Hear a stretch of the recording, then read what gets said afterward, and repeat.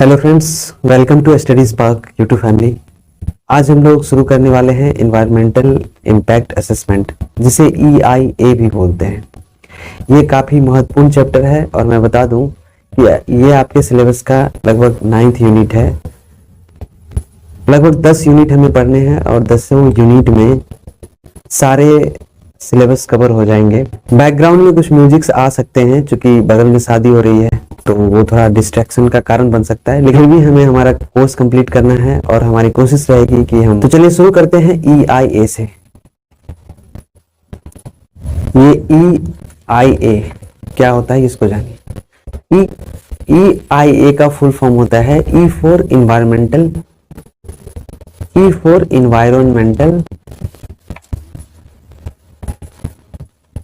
I for impact and A for assessment।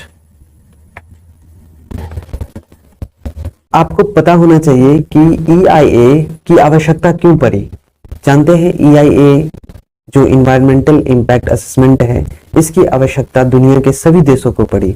इसके पीछे reason था। रीजन यह था कि दुनिया की सभी देशें प्रगति करना चाहती थी और अपनी प्रगति के लिए तरह तरह की रिसर्च, इंडस्ट्रीज, मैन्युफैक्चरिंग का व्यवस्था कर रही थी, स्थापना कर रही थी।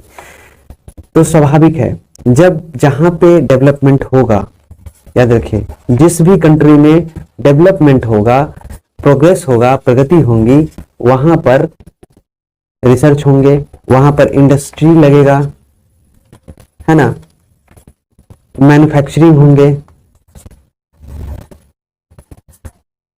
रिसर्च होगा,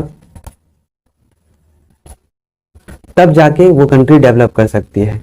लेकिन डेवलपमेंट की जो ये शर्त है, रिसर्च, इंडस्ट्री, मैन्युफैक्चरिंग, ये सिर्फ और सिर्फ डेवलपमेंट ही नहीं करती है कंट्री में, साथ ही साथ इससे कुछ इन्वायरमेंटल प्रॉब्लम्स भी उत्पन्न होते हैं। क्योंकि जो रिसर्च होती है, जो इंडस्ट्री में मैन्युफैक्चरिंग होता है, वहां पर वेस्टेज का निर्माण होता है। इन सब जगहों से वेस्ट निकलती है और ये वेस्ट काफी हजार्डस वेस्ट होती हैं, खतरनाक वेस्ट होती हैं और ये हमारे इन्वायरमेंट को बहुत ज्यादा नुकसान पहुंचाती है।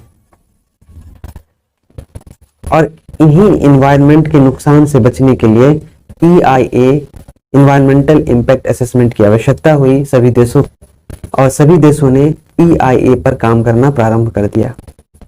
आई होप कि आप इसके बैकग्राउंड को जाने होंगे, क्यों EIA की आवश्यकता हुई ये समझ चुके होंगे आप, और सभी देशों ने EIA को काफी सीरियसली लिया और इस पर काम करना शुरू किया।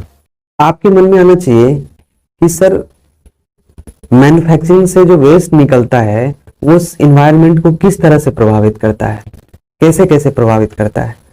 तो देखिए, मेरा आंसर होगा कि जो मैन्युफैक्चरिंग है, इंडस्ट्रीज है, रिसर्च है, डेवलपमेंट के लिए जो भी काम करते हैं हम, और उससे जो वेस्ट का निर्माण होता है, वो हमारे इन्वायरमेंट बहुत तरीके से नुकसान पहुंचाते हैं। जैसे कि रिवर को भी ये नुकसान पहुंचाता है, पॉन्ड को भी नुकसान पहुंचाता है, लेक होता है ना, लेक को भी नुकसान पहुंचाता है। ये किस तरह से इसको पहुंचाता है नुकसान? तो हम कह सकते हैं कि जो इंडस्ट्रीज है, जो या फिर मैन्युफैक्चरिंग इंडस्ट्रीज है, वहां पर जो वेस्ट का निर्माण होता है, उन वेस्ट के डिस्पोजल के लिए कई सारी कंपनियां क्या करती हैं, नदी में इन वेस्ट का डिस्पोजल करती हैं, नदी में बहा देती हैं, जिनसे क्या होता है, हमारा रिवर, हमारा पानी प्रदूषित हो जाता है। तो यहाँ से हम कह सकते हैं कि वाटर पॉल्यूशन की समस्या होती है, जो हमारे इन्वायरमेंट का ही एक हिस्सा है। इंडस्ट्री से कई खतरनाक गैसेस निकलती हैं, हजार्डस गैसेस, और ये गैसेस वायु में, एयर में जाकर मिलती हैं और ये इससे हमारा एयर पॉल्यूशन होता है। आपको क्या लगता है कि घर में जो AC चलाते हैं आप, एयर कंडीशनर, क्या यह हमारे इन्वायरमेंट को दूषित नहीं करता है? बोलेंगे कैसे? देखो, यहाँ जो AC हम लोग चलाते हैं ना, यहाँ से CFC निकलता है, क्लोरोफ्लोरोकार्बन, और ये हमारे ओजोन को नुकसान पहुंचाता है। और आप जानते हैं कि ओजोन का जो लेयर है, जो परत है, बॉडीगार्ड का काम करता है, एक तरह से सिक्योरिटी गार्ड का काम करता है। अगर ओजोन लेयर में छिद्र हो जाए या जो ऐसी पराबैंगनी किरणें ओजोन लेयर से क्रॉस करके इस धरती पर पहुंचने लगे, तो ह्यूमन का नाश संभव है, क्योंकि इससे स्किन डिजीज होंगी, कई तरह की बीमारियां होंगी और इंसान और जीव जंतु नष्ट हो जाएंगे। आगे समझते हैं। हम लोगों ने प्रॉब्लम्स को डिस्कस किया और प्रॉब्लम्स हमने देखा कि इंडस्ट्रीज जो वेस्टेज होते हैं या फिर मैन्युफैक्चरिंग से जो वेस्टेज निकलते हैं etc, ये हमारे इन्वायरमेंट को पॉल्यूट करते हैं, इन्वायरमेंट को गंदा करते हैं। इन सभी चीज़ों से बचने के लिए सारी कंट्री, इस दुनिया की सभी कंट्रियों ने यह सोचा कि क्यों ना EIA पर काम किया जाए और इन सारी समस्याओं से बचा जाए। अगर ये समस्याएं हैं तो इन्हें दूर किया जाए। हम जब EIA लिखते हैं तो इसका मतलब आप समझ जाइएगा, इन्वायरमेंटल इम्पैक्ट असेसमेंट। EIA हमें किस तरह से मदद करती है? हम कह सकते हैं ये helps in improvement of environmental development activities, significance, methodology and practice etc। EIA हमारी मदद करती है पर्यावरण के इम्प्रूवमेंट में, उसके विकास में, एक्टिविटी में, उनके सिग्निफिकेंस के लिए, मेथोडोलॉजी और प्रैक्टिसेस के लिए। आगे हम लोग बात करेंगे importance of EIA in respect of environmental protection. लिखिए आप EIA के बारे में, इनके इम्पोर्टेंस के बारे में। Importance of EIA in respect of environmental protection. ये लिखते जाइएगा आप, importance of EIA in respect of environmental protection. EIA का इंपोर्टेंस क्यों है इन्वायरमेंट प्रोटेक्शन के लिए?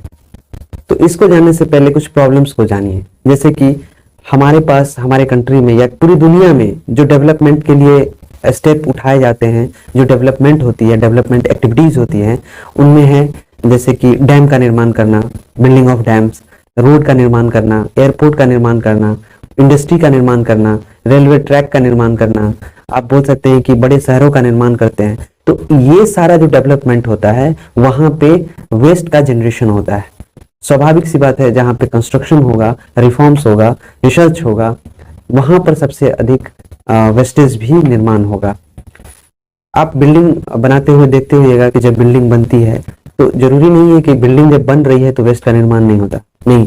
जब बिल्डिंग बनता है तो बहुत सारे स्क्रैप्स आपको नीचे मिलेंगे, बहुत सारा कतरन मिलेगा, ईंट मिलेंगे, सीमेंट मिलेंगी, जिनसे कचरे फैलते हैं, वेस्टेज का निर्माण होता है। इसी तरह से जहां पर डेवलपमेंट होगा वहां पर वेस्ट का निर्माण होगा। अब ये जो वेस्ट बनेगा ये हमारे एयर को, रिवर को, वाटर को, कह सकते हैं इन्वायरमेंट को पॉल्यूट करेगा, उनको प्रदूषित करेगा। इन सभी चीजों से बचने के लिए ही EIA का निर्माण होता है, EIA पे रिसर्च होता है और इसके इम्पोर्टेंस की बात हम करते हैं। और सबसे अधिक इम्पोर्टेंस है EIA का इन्वायरमेंटल प्रोटेक्शन के लिहाज से, पर्यावरण के सिक्योरिटी के लिहाज से। क्योंकि अगर EIA नहीं हो, इन्वायरमेंटल प्रोटेक्शन नहीं हो, तो ये हमारे नेचुरल रिसोर्सेज को क्या करेंगे, नुकसान पहुंचाएंगे।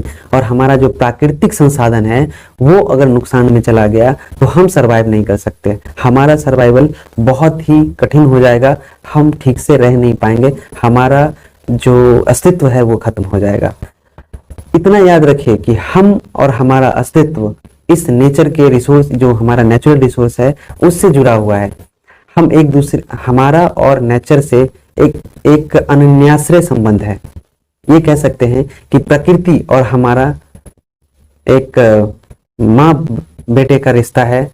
हम एक दूसरे के बगैर नहीं रह सकते, क्योंकि इन्वायरमेंट है तो हम जीवित हैं, अगर इन्वायरमेंट नहीं है तो हम जीवित नहीं हैं। इतना याद रखिएगा। तो इसका इंपॉर्टेंस बहुत अधिक हो जाता है। चलिए इसको लिख लेते हैं, फिर बात करते हैं। चलिए EIA का इंपॉर्टेंस लिखिए, आप लिखिए EIA इंपॉर्टेंस। इंपॉर्टेंस है लिख सकते हैं आप most of the development activities like building of dams,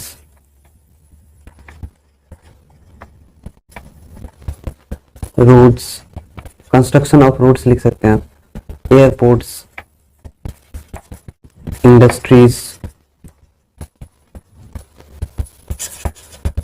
railway tracks,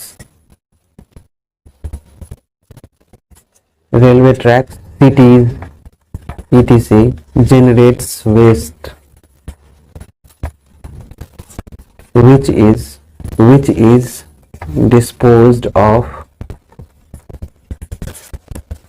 in the environment. Then लिख सकते हैं waste disposal cause to damage air, soil and water, brings about depletion of natural resources. ये लिख लीजिए। और इन्हीं सब चीजों से बचने के लिए EIA की आवश्यकता हुई और EIA प्रोजेक्ट पे हम लोग काम करना प्रारंभ किए। लिख सकते हैं now EIA is tool that improves decision making and ensure that the project under consideration is an acceptable option. इसलिए EIA जो एक टूल है जो इम्प्रूव करता है हमारे डिसीजन मेकिंग का और ensure that the project under consideration is an acceptable options. अब EIA के कुछ कॉन्सेप्ट्स को जानते हैं। Concepts and legal basis of EIA। Concept and legal basis of EIA। EIA environmental impact assessment एक टूल है। क्या है ये? एक टूल है। EIA के थ्रू हम लोग क्या करें कि इवेल्युएशन ऑफ EIA, तो इन्वायरमेंटल इम्पैक्ट असेसमेंट, एंड दूसरा होता है EIA टूल के माध्यम से हम इंप्रूव डिसीजन मेकिंग।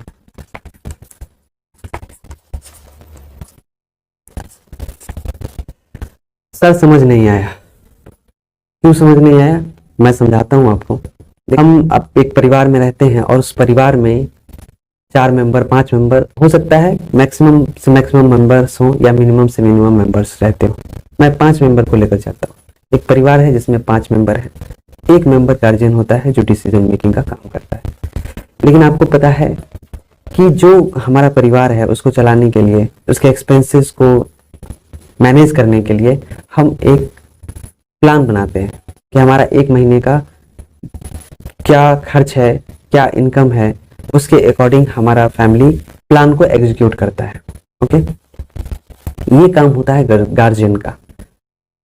वैसे आपने बजट का नाम सुना होगा कि कभी भी कोई भी एक्सपेंस करने से पहले हम बजट का निर्माण करते हैं, एक अनुमान लगाते हैं कि इस वर्ष या इस मंथ क्या एक्सपेंस होने वाला है। उसके अकॉर्डिंग हम डिसीजंस लेते हैं या फिर काम करते हैं, क्योंकि बजट हमें बताता है कि हमारे पास क्या रेवेन्यू है आने वाला, कितना पैसा आएगा, और उसके हिसाब से हम एक्सपेंसेस तय करते हैं कि हमारा एक्सपेंस क्या होने वाला है। तो सब कुछ डिपेंड करता है हमारे रेवेन्यू पे। तो जब हम बजट का निर्माण करते हैं तभी हम डिसीजन ले पाते हैं कि हमें कितना एक्सपेंस करना है। ओके, ये एक फैमिली के माध्यम से मैंने समझाया, एक बजट के माध्यम से मैंने समझाया आपको।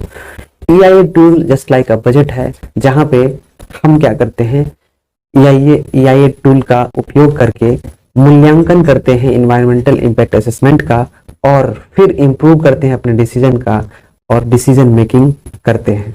तभी जाकर हम इन्वायरमेंटल प्रोटेक्शन के लिए कदम उठाते हैं। इतना समझ में आ गया होगा?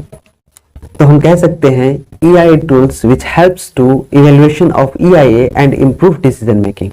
ओके सर, इसको और डिफाइन कर दीजिए EIA tools को।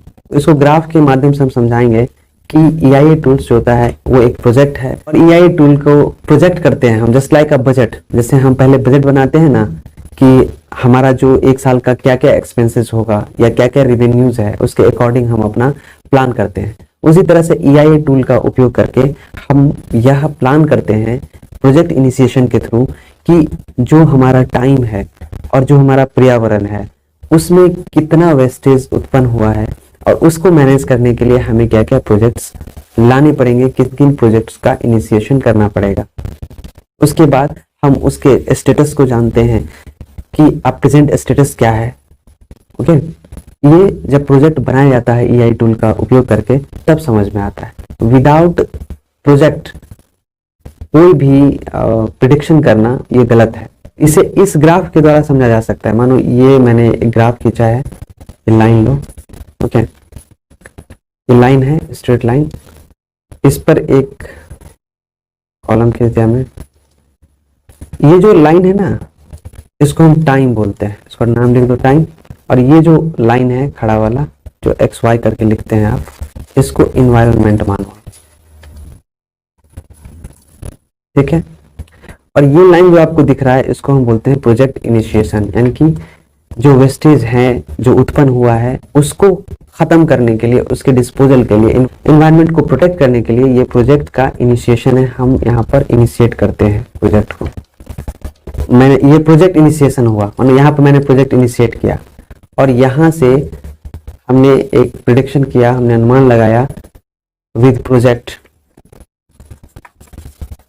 कि हमारे पास इतना वेस्टेज है। इस ग्राफ को हम anticipated environmental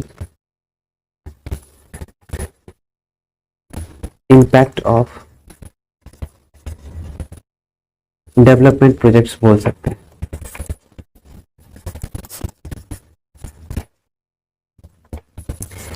anticipated environmental impact of development project, ये आप देख रहे हैं लाइन, इसको हम इन्वायरमेंट बोलते हैं, और ये जो नीचे वाला लाइन है इसको टाइम बोलते हैं। और इस टाइम लाइन के अंतर्गत हमें वेस्टेज का अनुमान लगाना होता है। फिर हम प्रोजेक्ट को इनिशिएट करते हैं, और यहाँ जब मानो यहाँ पे प्रोजेक्ट इनिशिएट हुआ तो यहाँ से हमारा विद प्रोजेक्ट बनेगा, और फिर हम क्या करेंगे, प्रेजेंट स्टेटस को जान पाएंगे। प्रेजेंट स्टेटस विदाउट प्रोजेक्ट, अगर हम बोले विदाउट प्रोजेक्ट, अगर वेस्टेज का हम अनुमान लगाएं तो पता नहीं चलेगा। फिर बस हमारा एक अनुमान रहेगा कि चलो ये जो इन्वायरमेंट है और ये जो टाइम है इसके बीच का जो गैप है, ये वेस्टेज इतना सारा निर्माण किया है, ये हम बोल सकते हैं, इस दोनों के बीच के गैप। लेकिन जैसे ही प्रोजेक्ट इनिशिएट होगा तो प्रोजेक्ट क्या करेगा, बहुत सारे इनके क्राइटेरिया होते हैं, उन पर काम करेंगे, और फिर वहां से प्रोजेक्ट के अनुसार ये अंदाजा लगाएगा कि नहीं, आपने जो इतना बोला है, इतना वेस्टेज का निर्माण नहीं हुआ है, इतना हुआ है। मानो हमने यहाँ पे प्रोजेक्ट इनिशिएट किया तो यहाँ से अनुमान लगाया, मानो ये लाइन यहाँ तक आया नीचे, तो इस दोनों के बीच का जो गैप है वो हमें बताएगा कि इतना वेस्ट का निर्माण हुआ, और इसके अकॉर्डिंग हम क्या करेंगे, प्लान करेंगे और इन्वायरमेंट को प्रोटेक्ट करने के लिए प्रोजेक्ट को लॉन्च करेंगे। वैसे आपने देख भी लिया है, गवर्नमेंट ने कई सारे प्रोजेक्ट्स एनवायरनमेंट के लिए लॉन्च किए हुए हैं। नेक्स्ट, जैसे ही anticipated environmental impact of development project complete कर लिया जाता है, तब इस प्लान को एग्जीक्यूट करने के लिए हम करते हैं environmental impact certification after EIA। Sir ये क्या होता है, हमने बताया था ग्राफ के माध्यम से, ये इन्वायरमेंट है, सकते हैं इन्वायरमेंटल कंपोनेंट्स, ये टाइम है, टेढ़ा हो गया है कोई दिक्कत नहीं है, ये टाइम। देखो हमारा एक एस्टिमेशन है विदाउट प्रोजेक्ट, हमने विदाउट प्रोजेक्ट है, इन्वायरमेंटल स्टेटस हमारा यहाँ पर दिख रहा है विदाउट प्रोजेक्ट, ये लाइन हमने खींचा कि इतना है, ये वेस्टेज के बीच का गैप है, इन्वायरमेंटल स्टेटस। Without project. जैसे ही प्रोजेक्ट इनिशिएट हुआ, यहाँ पर मैंने बताया था प्रोजेक्ट इनिशिएट हुआ, तब हमें जो प्रोजेक्ट विद EIA हुआ वो पता चला इतना है, इसके बीच इतना हमने अनुमान लगाया कि इतना वेस्ट का निर्माण हुआ। तो हम लिख सकते हैं प्रोजेक्ट विद EIA। अब क्या होगा कि जो प्रोजेक्ट डन होगा, ये तो हमने EIA के थ्रू प्रोजेक्ट तैयार किया है, प्रोजेक्ट इस पर काम कर सकते हैं क्योंकि हमारे पास एक डेटा आ गया है कि इतना वेस्टेज निर्माण हुआ, उसके अकॉर्डिंग प्रोजेक्ट को एग्जीक्यूट कर सकते हैं।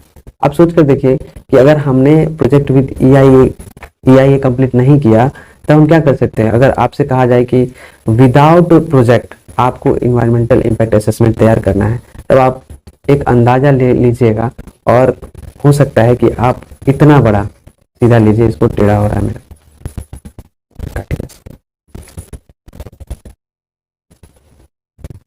हम मानिए यहाँ पे प्रोजेक्ट इनिशिएट कर दे, तो हम क्या कर सकते हैं, इसको स्ट्रेट इतना ले सकते हैं।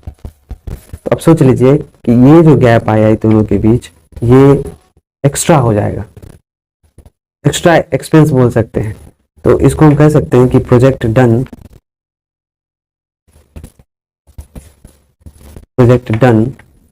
Without EIA। अब ऐसा भी हो सकता है कि आपने प्लान तो किया, आपका प्रोजेक्ट विद EIA इतना ही आया, लेकिन जब एग्जीक्यूट करने गए, प्रोजेक्ट इनिशिएट किए, तब पता चला कि और सारा कचरा उत्पन्न हो गया। तब हम क्या करेंगे कि ये तो पहले से था ही मेरे पास प्रोजेक्ट, फिर एक्स्ट्रा जो ये गैप बचा हमारे पास, जो कचरा उत्पन्न हुआ, उसके लिए हम प्रोजेक्ट बनाएंगे, उसको बोलेंगे प्रोजेक्ट डन विदाउट EIA। चलिए इसको रेक्टिफिकेशन बोलते हैं, इसको समझाने के लिए मैंने बताया था। कुछ EIA के इंपॉर्टेंट एस्पेक्ट्स को पढ़ते हैं जो कि एग्जाम में पूछे जाते हैं और एग्जाम में क्वेश्चन आने की संभावनाएं रहती हैं। तो उन एस्पेक्ट्स को पढ़ लेते हैं, लिख लीजिए। The important aspects of EIA, सबको लिखते जाइएगा, आप नोट्स बनाते जाइएगा। रिस्क असेसमेंट, क्या है? Risk assessment. दूसरा इन्वायरमेंटल मैनेजमेंट,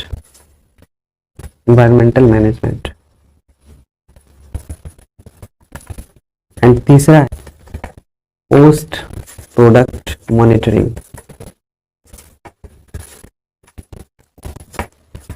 हम कह सकते हैं इस डेफिनेशंस को, EIA provides a cost effective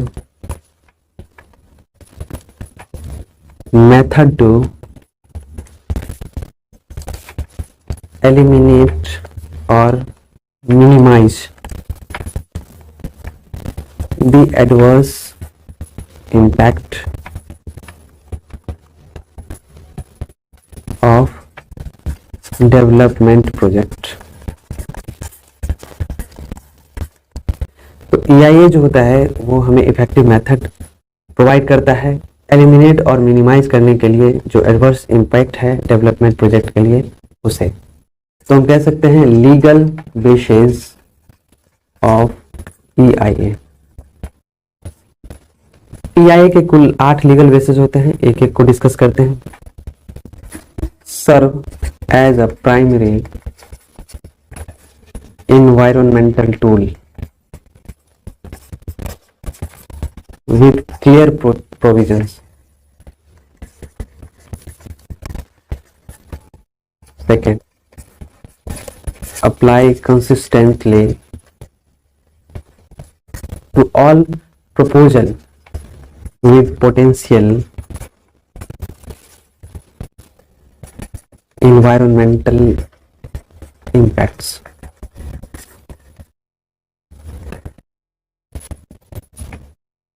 तीसरा लिखिए scientific practice and suggests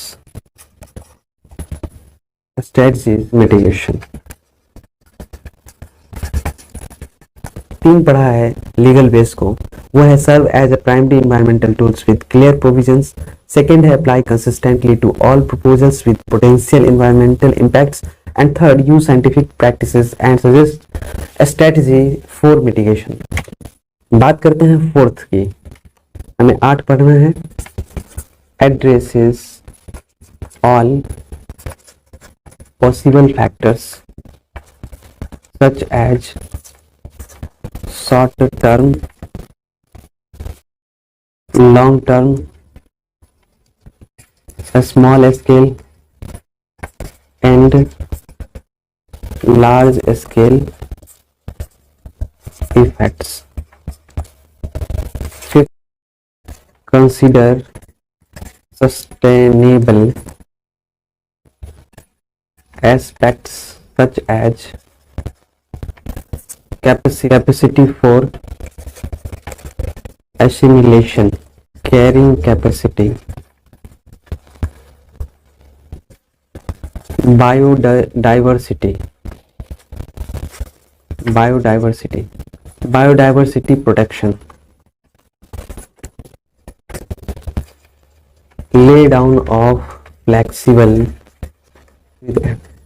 approach with and provides for public involvement.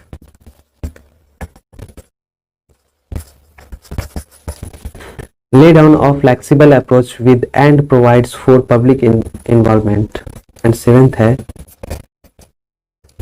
have in mechanism follow and for comply.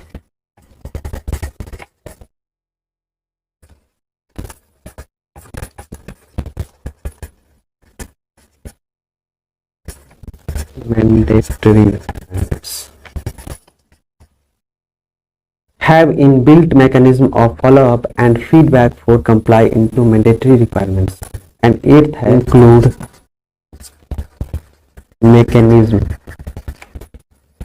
for monitoring,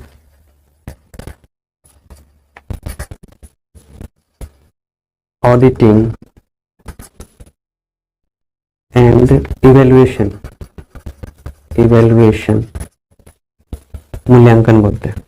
include mechanism for monitoring, auditing and evaluation. मैं फिर से पढ़ दे रहा हूं. Address all possible factors such as short term, long term, small scale and large scale effects. Fifth है consider sustainable aspect such as capacity for assimilation, carrying capacity, biodiversity protection. Lay down of flexible approach with and provide for public involvement. Have inbuilt mechanism of follow-up and feedback for comply into mandatory requirements. And eighth, include mechanism for monitoring, auditing and evaluation. इन सब चीज़ों को हम विस्तार से पढ़ेंगे. बस इतना जान लीजिए कि legal waste environment impact assessment के लिए 8 टूल हैं, इनको याद रखना है आपको.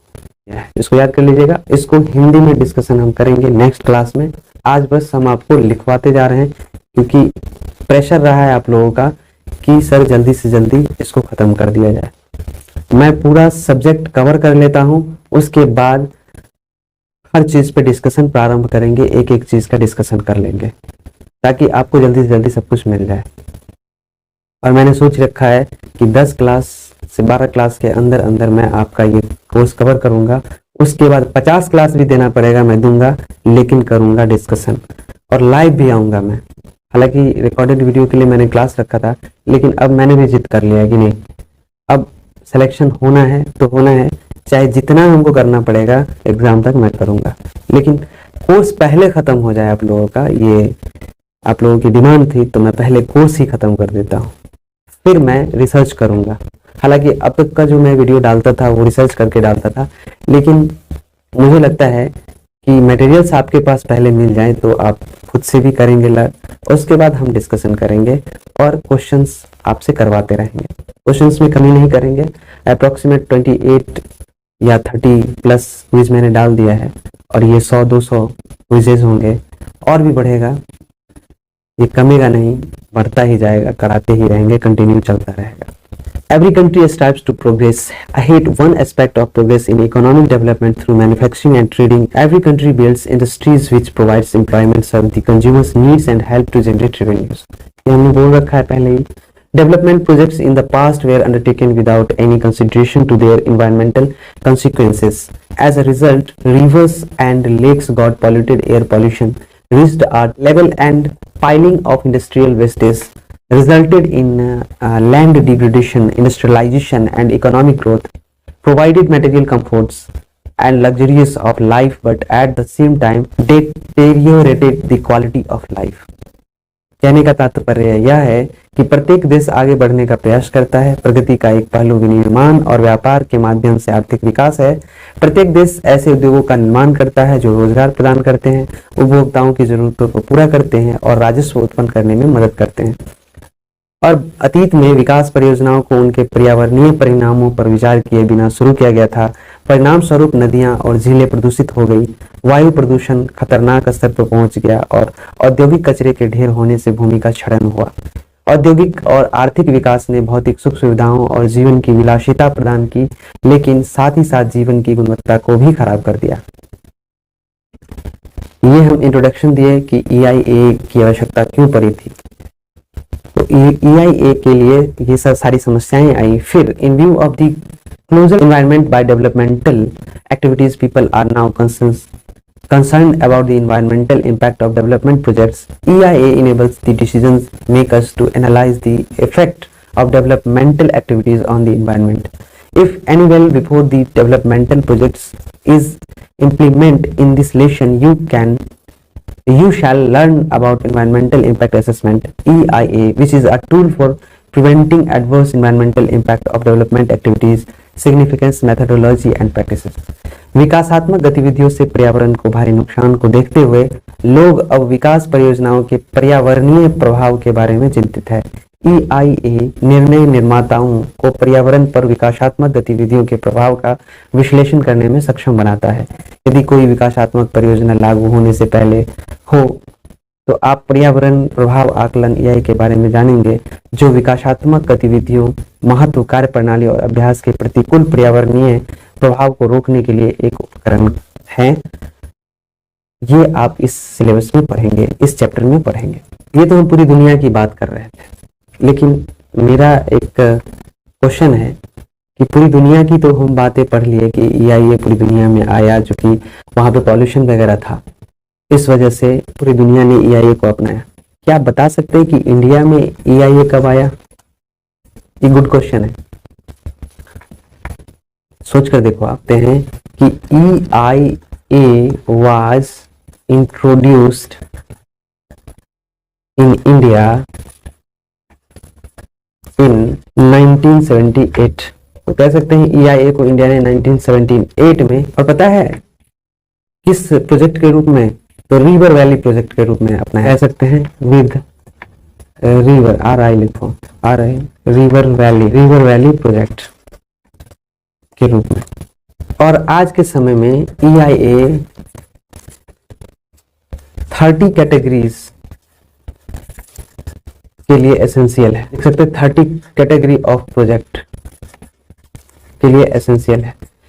जब भी आप इन्वायरमेंट से जुड़े हुए कार्य करने जाएंगे इंडिया में, आपको EIA के मानदंड को अपनाना पड़ेगा, और इस मानदंड के लिए लगभग 30 कैटेगरी के प्रोजेक्ट ऐसे हैं जिनको एसेंशियल कर दिया गया है कि आपको EIA के अकॉर्डिंग ही अपने प्रोजेक्ट्स का संचालन करना है। और इन प्रोजेक्ट्स को करने के लिए आपको इन्वायरमेंटल क्लियरेंस लेना पड़ता है। और EIA देखिए, EIA में ज्यादा याद नहीं रखना है आपको। EIA में 2-3 बात को याद रखिए कि EIA हमें प्रोवाइड क्या क्या करता है। EIA हमें जो प्रोवाइड, इन्वायरमेंटल हेल्थ जो है वो सही रखने के लिए, environmental health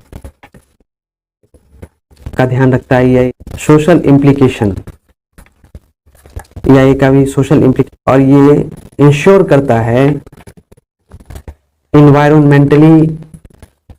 environmentally safe, environmentally safe रहने के लिए ये इंश्योर करता है EIA कि हमारा इन्वायरमेंट डैमेज नहीं होगा, वो सेफ रहेगा। और EIA से हमारा सतत विकास होता है, जिसको सस्टेनेबल डेवलपमेंट भी बोलते हैं। डेवलपमेंट भी बोलते हैं। एक बात मैं बताना भूल गया, 1978 में इंडिया ने इसे इंट्रोड्यूस तो किया, लेकिन इससे पहले ये सैंक्शन हुआ था 1941 में लेजिस्लेशन के थ्रू, बट वो जो इनेक्ट हुआ था डेवलपमेंट के लिए होता, डेवलपमेंट सेक्शन में था ये, जिसमें EIA को मैंडेटरी किया था फॉर 30 कैटेगरीज के लिए। और इंडिया ने फाइनली 1978 में रिवर प्रोजेक्ट जो है, रिवर वैली प्रोजेक्ट के थ्रू EIA को अपनाना प्रारंभ कर दिया था। समझ में आया? अब हम लोग नेक्स्ट सेशन में पढ़ेंगे EIA के बारे में। फिर से मैं कह रहा हूँ कि हमारा BSSC CGL का मॉक आ रहा है 299 का, उसमें मैं पहले से लोड कर दे रहा हूँ। आप लोगों को जो समस्या AAS WMO में हो रहा है वो नहीं होगा, वहाँ पे सारा मटेरियल पहले से अवेलेबल रहेगा, वो आप देखते जाएंगे, धीरे धीरे अपग्रेड हो रहा है। आप वहाँ जाकर मॉक दे सकते हैं, और हमारा मॉक बहुत अच्छा है। आप अगर दिए होंगे तो देखते होंगे कि मैंने अगर 10 क्वेश्चन का मॉक बनाया है, अगर आप अभी PSC वगैरह का दिए होंगे तो उसमें हम पूरे चैप्टर का डिटेल्स में एक्सप्लेनेशन करते हैं, और हम गारंटी लेते हैं कि हमारा 10 क्वेश्चन एक पूरे चैप्टर को कवर करता है। अगर आप वो मॉक देंगे तो गारंटीड है कि GK GS के पोर्शन में या मैथ वगैरह जो भी है वो आप कंप्लीट कर पाएंगे। थैंक यू, मिलते हैं नेक्स्ट सेशन में, बाय बाय।